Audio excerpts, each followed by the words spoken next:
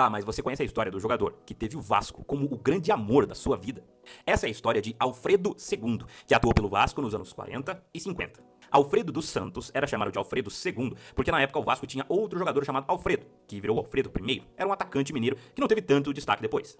Mas a história do Alfredo II, ela não é destaque por conta realmente do que ele fez dentro dos gramados, mas fora dele. Isso porque o Alfredo II era um jogador polivalente, era um atleta que fazia várias funções, mas que muitas vezes foi reserva do Vasco. Ocorre que o Alfredo II teve ao menos 2 oportunidades de deixar o clube e nunca saiu, ambas propostas de rivais.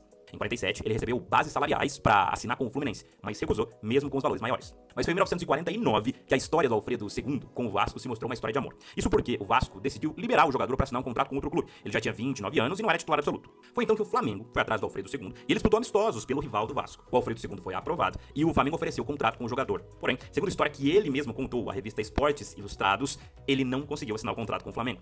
Isso porque, segundo o próprio Alfredo II, ele começou a chorar em cima do papel. O Alfredo disse que sentia que estava traindo o grande amor da sua vida. Ele então pegou o telefone e ligou para Ciro Aranha, dirigente do Vasco na época. Poucos dias depois, o Ciro Aranha readmitiu o Alfredo II no Vasco. E a história não para por aí. O Alfredo II se dedicou tanto em sua volta ao Vasco que ele se tornou titular absoluto e foi convocado para disputar a Copa do Mundo de 1950 com a seleção brasileira. Atuando como ponta direita, ele marcou um dos gols da seleção naquela Copa do Mundo, inclusive. Alfredo II ficou no Vasco até 1956, quando aposentou dos gramados, ganhou uma medalha e se tornou sócio vitalício do clube.